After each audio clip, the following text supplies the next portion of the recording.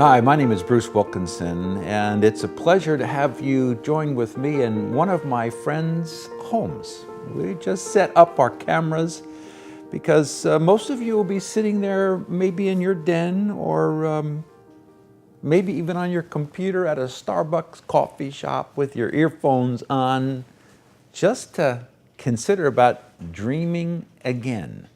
What a challenging topic that is.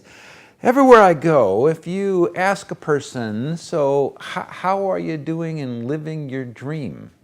Right away, you're on a whole different type of conversation. In fact, a couple of days ago when I was working on this material, I was in the corner right outside of a Starbucks coffee place.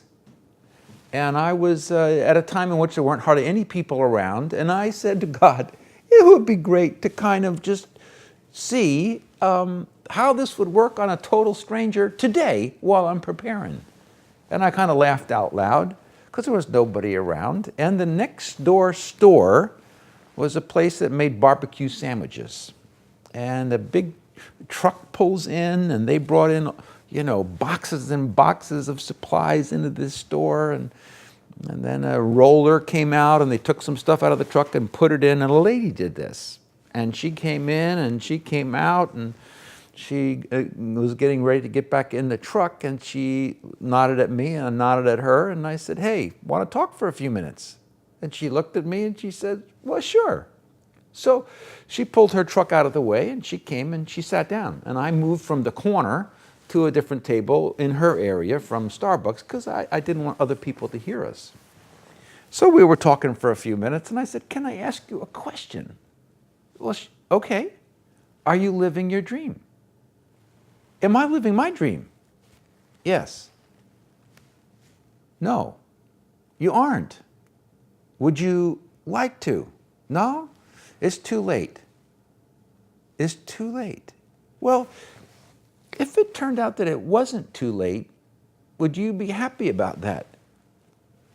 "Yeah, I'd be happy about that. Yes, but I don't know what to do. I mean, I tried and it didn't work." "You did. What is your dream?" "I'm a really good cook." "Okay, do you want one of these TV shows or what?" "No, I don't want a TV show. I want to make cookies and desserts." "Okay. More than anything else in the world that you would love to do?" "Yep, my kids are older, they're out of the house, my husband has a nice job, and I'm doing this job, which is, I'm doing for a friend who owns this restaurant, and I also work on the books, but I'm not doing what I love to do. I would love to make desserts that made people's mouths, just water." I said, "Okay. So what would you think if you found out that I'm kind of a dream coach? I help people just like you who maybe got stuck or maybe gave up and said it's too late, or I messed up, or I can't, to find a path back to the dream." And that I was sitting in this corner, and I kind of thought to myself how good it would be to meet somebody that was right at that spot at this moment. And I don't know what you think about, but I actually prayed and said, "God, it'd be terrific if you'd send somebody." And guess what? He sent you. He sent me. Yep. "So do you want to talk about this?" "You mean there's a way for me to do the dream?" "Sure." And she looked at me, "But you don't know how to cook cookies, do you?" I said, "Nope, I know how to eat them. But I know how to help people have a dream to get into that business, to know what to do. If you want to, and maybe you need to go back to work." No. This is okay." And I said to her, "Can I get you a Starbucks coffee or something like that? Or do you want a cookie from next door?" And she said, "No, I have some coffee in the truck and I'm okay." I wish it was no way to make this happen, but I wish we had a camera off into the bushes that were zooming in and you could actually hear the conversation. Because by the time she got up and left, she was almost singing. The dead dream came alive. And then I began to share with her the steps you take, and where she kind of got lost last time, because she didn't know what was really going on. She thought between here and there, between wanting a dream and just doing a dream, is just this confusing, path that nobody can figure out. And when I said to her, no, the path is the same for everybody, she took out a little piece of paper and started writing notes, and she started to say, oh, I got it. I finally know what to do. I said, so what are you going to do?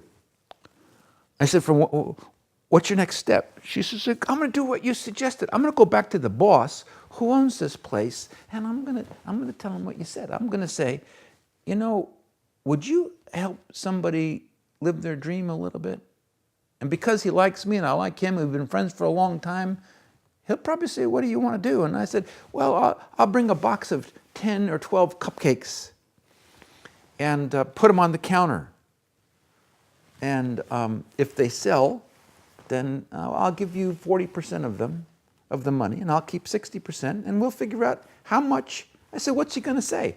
She said, knowing him, he's going to start laughing and drink a little bit of his beer and say, you know what, why not? Let's try it.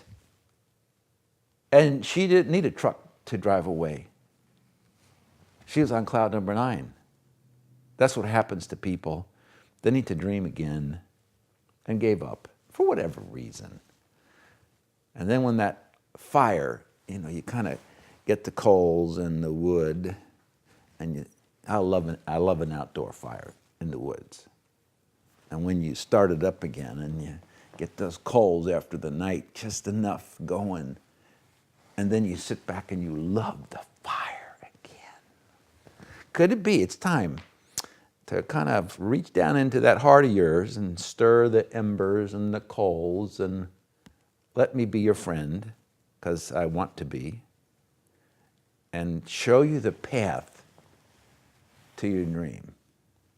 What a conversation we're going to have. So take a break, go over and get a cup of coffee and get a cookie, and I'll see you for part 2.